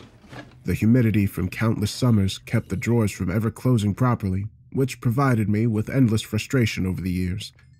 But eventually, through enough back and forth, I found a cheap plastic screwdriver. It had tucked its way underneath some papers. Let's see if this works." I spun the box over and started unscrewing the latches. I tried doing my best not to strip the metal away,